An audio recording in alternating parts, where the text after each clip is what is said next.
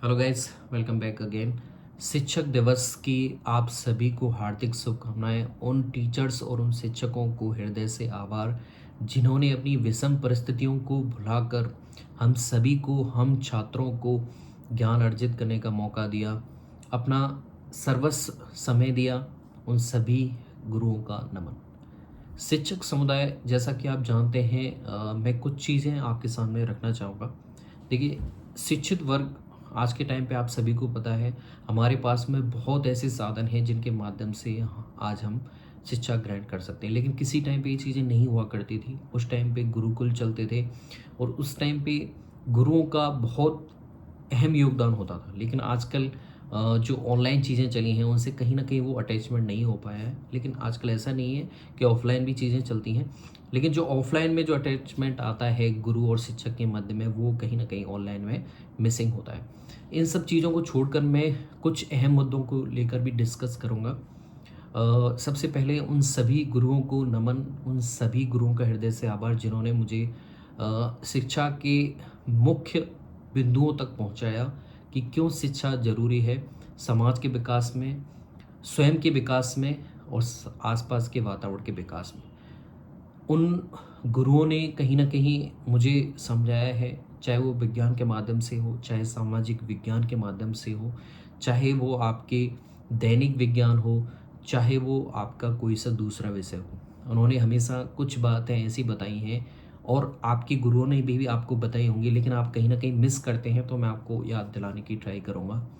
सबसे पहले चीज़ जो है कि शिक्षक जो वर्ग है, शिक्षक जो समुदाय है, वो उसी तरह से अहम समुदाय है जिस तरह से डॉक्टर है, जिस तरह से इंजीनियर है।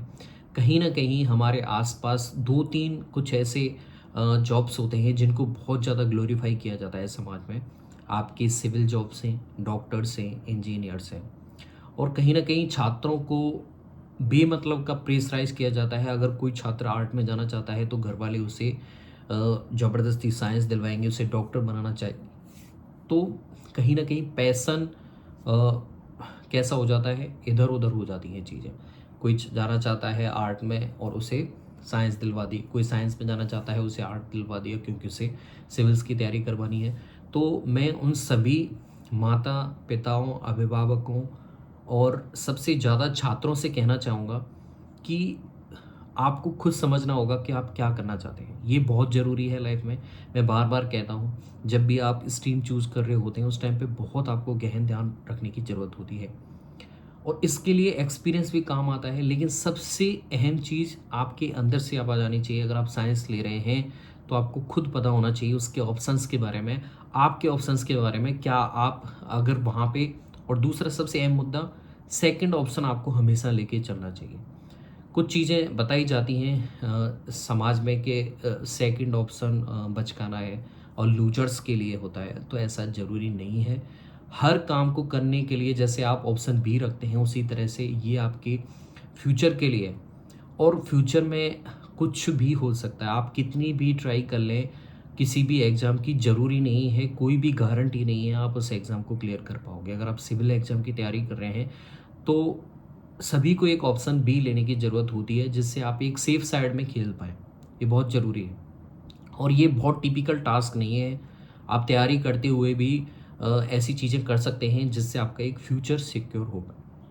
दूसरी चीज़ मैं आपको बताना चाहूँगा कि सबसे ज़्यादा मैं अभिभावकों से कहना चाहूँगा कि आपको देखना होगा कि आपके समाज में केवल डॉक्टर्स, आईआईटियंस या फिर सिविल सर्वेंट्स ही नहीं हैं जो इस समाज को चला रहे हैं। बहुत ऐसे वर्ग हैं जो अपना भरपूर योगदान देते हैं, लेकिन उन्हें इतना क्रेडिबल नहीं मिलता है। क्रेडेंशियल यानी कि उन्हें पुनर्बलन नहीं मिलता है, उन्हें इतना ग्लोरीफाई नहीं किया जाता है जितना दूसरी जॉब्स को किया जाता है, जो कहीं न कहीं इतनी मेहनत के बाद में भी लगते हैं, लेकिन उन्हें ऐसा लगता है कि काश मैं सिविल जॉब्स कर पाता, काश मैं ये कर पाता। तो समाज में हर किसी का एक दायित्व है, जो अपना ईमानदारी से निभा रहा है तो वो मोर देन सफिशिएंट है। और रही बात पैसे की और सर्वाइवल की, सबसे ज़्यादा जो कुछ जॉबें हैं, जो सबसे ज़्यादा ग्लोरीफाई हैं, कहीं न कहीं पैसे को लेकर ही हैं। कोई समाज सेवा के लिए डॉक्टर नहीं बनना चाह रहा, कोई सिविल जॉब्स के लिए समाज सेवा के लिए नहीं जा रहा है कि मुझे सिविल जॉब्स करनी है। कहीं ना कहीं सेकंड ऑप्शन उनका वही रहता है कि मुझे वहाँ जाके पैसा कमाना है।